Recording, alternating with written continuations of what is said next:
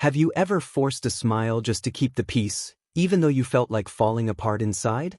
Have you ever felt like disappearing was easier than disappointing someone?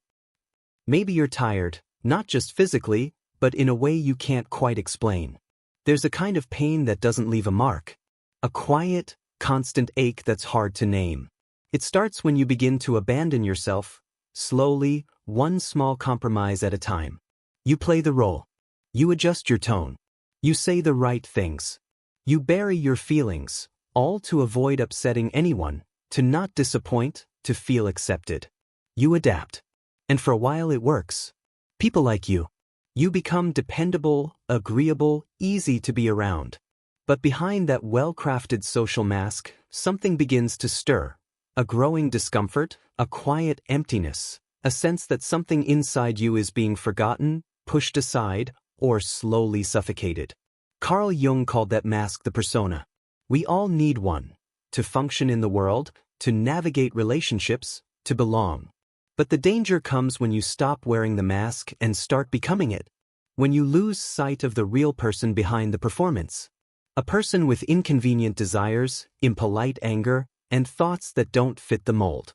And the longer you ignore that part of yourself, the louder it tries to speak, through restlessness, resentment, or even illness. You begin to lose your natural instincts, the ability to say no, to set boundaries, to even know what you want. What once looked like strength, being calm, agreeable, dependable, starts to feel like a prison. When that happens, something inside begins to fracture. You can feel it, even if you can't quite explain it. It's like living someone else's life.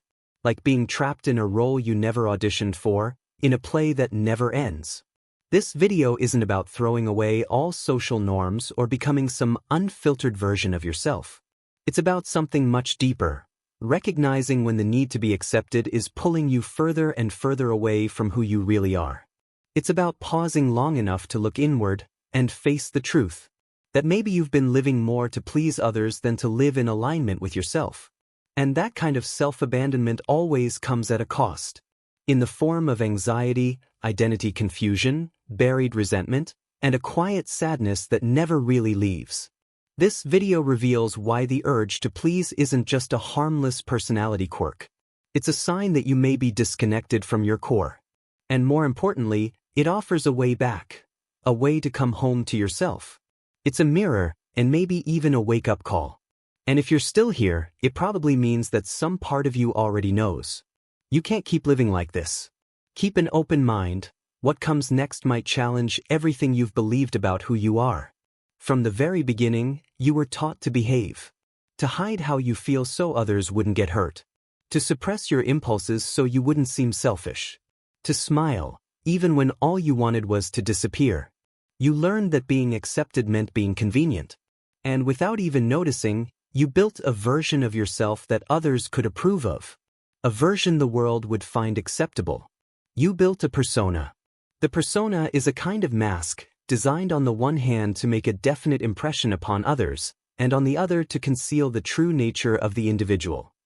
Jung described the persona as a psychological construct, a kind of character we create to navigate the outside world. It plays a crucial role. Without it, we wouldn't be able to function in society, work with others, or be part of a group. But the trouble starts when we forget that it's just a mask, and start believing it's who we really are. You act calm, even when you're seething inside.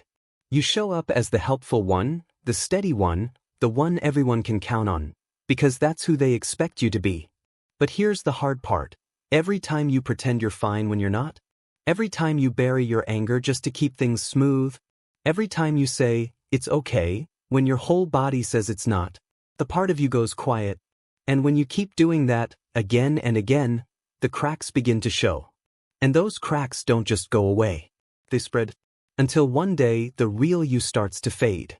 You can't tell what you want anymore. You don't know what you feel. Your desires get murky.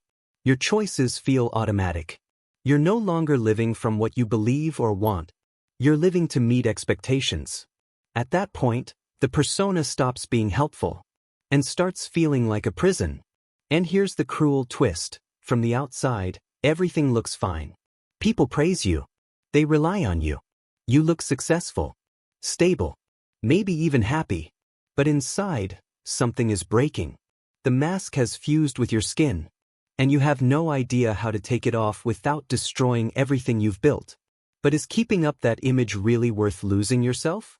How many times have you kept quiet just to avoid a fight? How many times have you said yes and regretted it right away? How many times have you smiled on the outside while screaming on the inside? The truth is, your persona should never be in charge of your life. Because the more you cling to that role, the more you drift away from who you are. You begin living like a shadow, disconnected from your soul, the living core of your existence. And eventually, that buried part of you starts to push back. That push has a name: internal conflict. In the next part, we'll explore this quiet battle between your ego and your unconscious, and uncover what really happens when you stop living in alignment with your truth. If this resonates with you, hit subscribe and stay connected, because the path back to yourself is just beginning. Thanks for being here. There's a battle happening inside you, and the battlefield is invisible.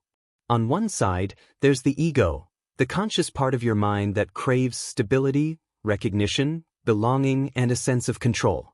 It's the part of you that wants to maintain your social image, that fears rejection, and that works hard to stay accepted by everyone around you. On the other side is the unconscious, deep, symbolic, untamed, and it doesn't play by the rules. It seeks truth, not appearances. While the ego works to keep the persona running smoothly, the unconscious starts to push back. But it doesn't speak in plain language. It communicates through subtle signs, vague discomforts, overwhelming emotions, physical symptoms you can't explain. You start to feel anxious for no obvious reason. The smallest things get under your skin. You wake up exhausted, even after a full night's sleep. You feel sadness creep in, even when everything looks fine on the outside. But those symptoms are just the surface. They're the muted cry of a soul that's being ignored. When the ego distances itself too much from the psychic totality, the unconscious begins to compensate. It's like your inner world trying to rebalance itself. And the more the ego clings to its image, the harder the unconscious pushes back. If you lean too heavily on the persona, the unconscious will answer with the shadow. And when you suppress the shadow, it doesn't just vanish, it shows up in other ways. In your knee-jerk reactions, in strained relationships, in self-sabotage, in that constant feeling that you're no longer connected to who you are. This inner battle creates a constant sense of pressure. You try to keep it all together, but things always seem to slip through the cracks. You follow the rules, you do what's expected, but inside, you feel empty. You appear calm, helpful, composed, but deep down, there's frustration, resentment, and fatigue. And that anger, it isn't directed outward, it turns inward. Every time you go against yourself to be accepted, you disappoint yourself. And that pain doesn't hit all at once. It builds. It drains your energy from the inside out. It wears down your spirit. The hardest part is that no one can see it. To others, you look fine. You smile. You show up. You handle things. But inside, you're losing touch with how you actually feel. All you know is something's wrong, and you can't pretend otherwise anymore. Sure, you could keep brushing it off. Tell yourself it's just a rough patch. Keep adjusting, keep suppressing. But the cost is steep.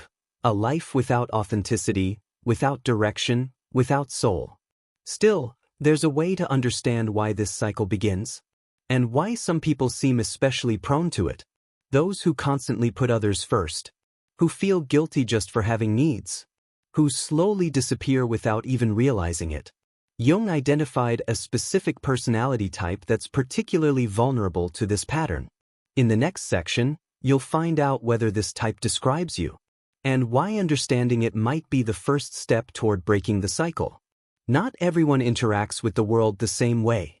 Jung showed us that each person has a unique inner makeup, made up of key psychological functions and core attitudes, that shapes how we see reality and make decisions.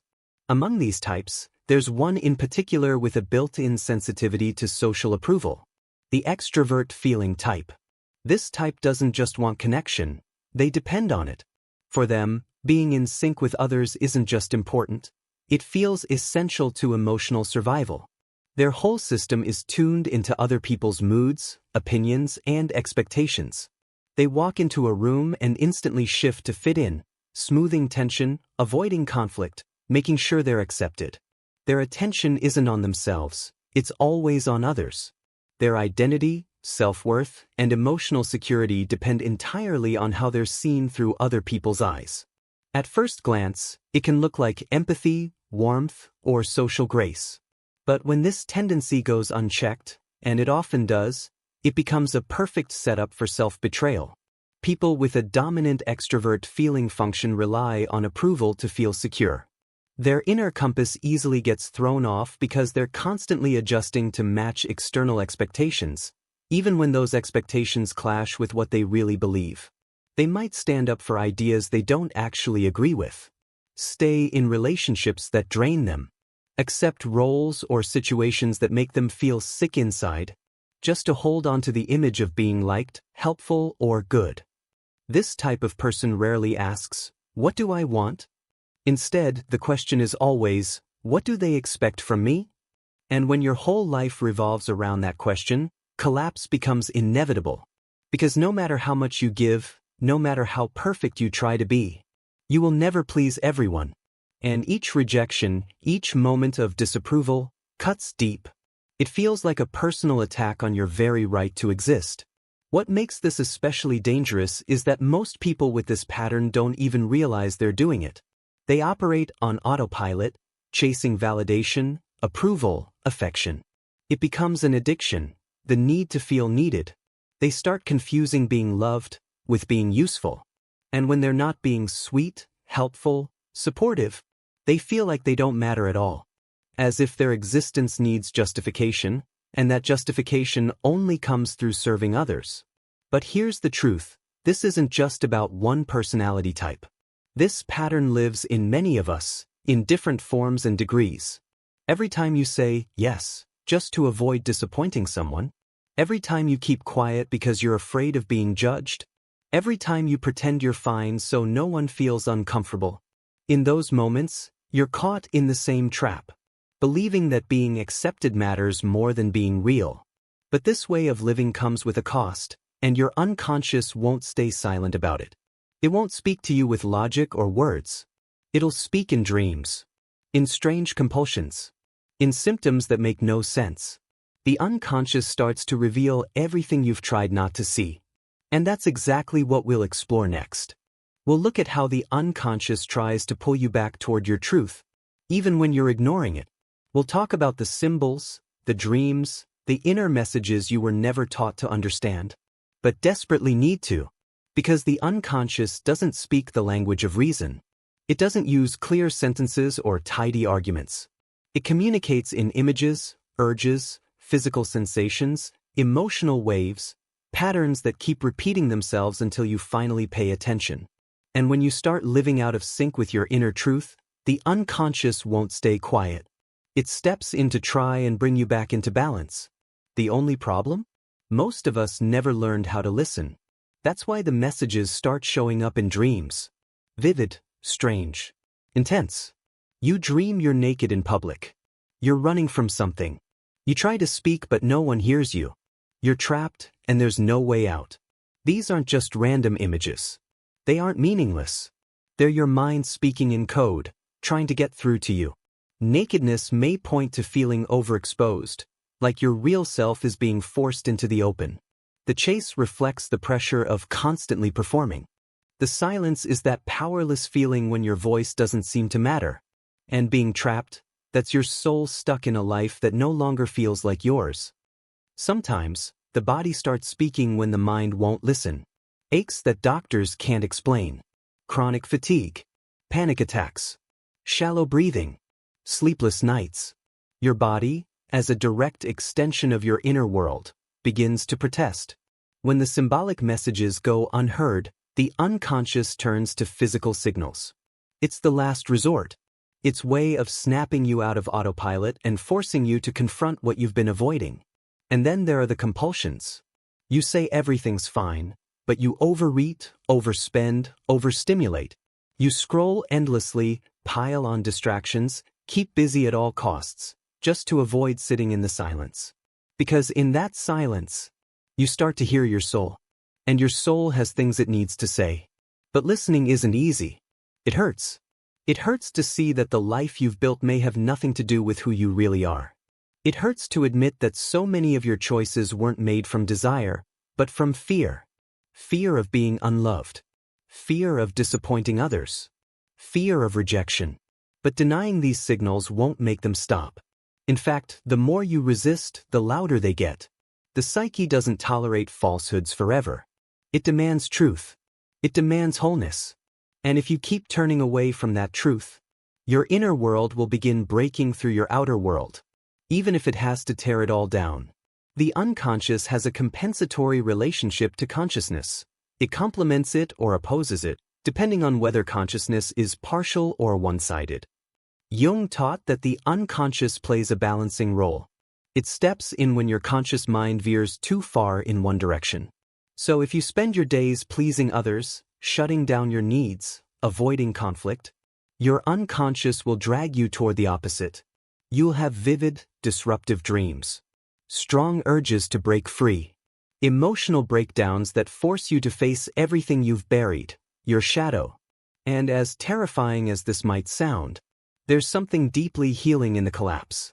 Because it's only when the false self falls apart that you can begin to rebuild something real. But this kind of transformation doesn't happen just because you understand what's going on. You have to live it. You have to step into the process.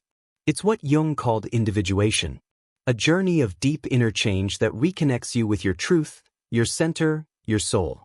Let's take a closer look at what this journey truly means, why it's both painful and liberating, and how it can release you from the prison of the persona without tearing down everything you've built.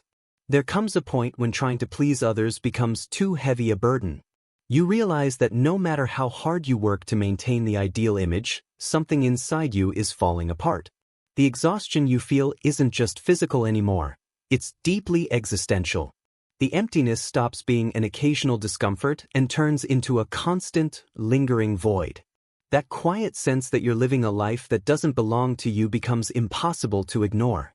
And it's precisely at that breaking point that the process of individuation can begin. According to Jung, individuation isn't a spiritual luxury, it's a deep psychological necessity. It's the soul's movement toward wholeness, a process of integrating all aspects of yourself, including the ones you've denied, repressed, or forgotten in order to function in society. It's not about abandoning the persona completely, but about breaking the total identification with it, about no longer believing that you are only the role you play. It's about remembering that there's a deeper, more authentic self behind all the masks. This process isn't easy. It demands honesty and confrontation.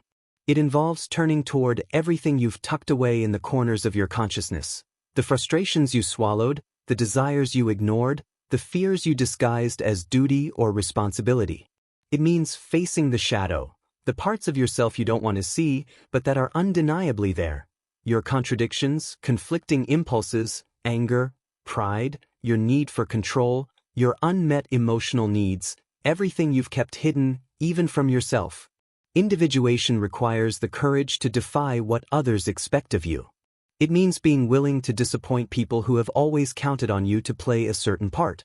It asks you to let go of surface-level praise and instead seek an inner sense of truth, a personal coherence that may feel lonely at first, but ultimately brings freedom. This path is not about becoming flawless, it's about becoming whole. You begin to see yourself as made of opposites, light and shadow, strength and fragility. And when you learn to accept all of it, you stop living to satisfy others and begin living in alignment with yourself. And here lies the hardest part. You may lose people. You may lose status, comfort, and control. But what you gain is far more valuable: your soul, your voice, your will, and a connection to something real and steady within you that no longer relies on anyone else's approval. Individuation is a radical return to your inner truth. It's the moment you choose, despite all the pain and beauty that choice brings, to live from your own center rather than through the reflection of others. It's a long process, disruptive and transformative, but it remains the only true path to freedom. Because as long as you're living as the persona, you're trapped by the image. And images don't have life of their own. They're projections, not reality. But what happens after that? What does it look like to live from who you really are? How do you face the world without the mask, without the character, without the armor of the persona? What exists in that space between the pain of disidentification and the peace of rediscovery? At this point, you might be feeling something unusual, a mix of relief and discomfort. On some level, it all makes sense. But it also touches something too real to ignore. And that discomfort is often the first sign that something within you is beginning to shift. The truth is, if you've come this far, you're not the same as when you started, because now you know. And once truth enters, it doesn't leave quietly. You weren't born to be what others expect of you. You didn't come into this world to perform, to please invisible audiences, or to chase approval while silencing your own soul. You are here to live authentically, to become whole, to stand fully in your own truth, even if that costs you praise, friendships, comfort, or convenience, because what you lose on that path was never really yours. And what you gain is everything. The persona can offer protection. It can help you find your place in the world. But it will never bring you peace. Because peace doesn't come from outside of you. Real peace is born from the inner alignment of what you feel, what you think, what you believe, and how you live. And that kind of peace, that deep coherence, can only happen when you stop betraying yourself. Freedom doesn't come when others approve of you. It comes when you finally approve of yourself. When you can look in the mirror without masks and say, I am here by my side, no matter what happens. That choice, to stand with yourself, is a quiet revolution. And it changes everything.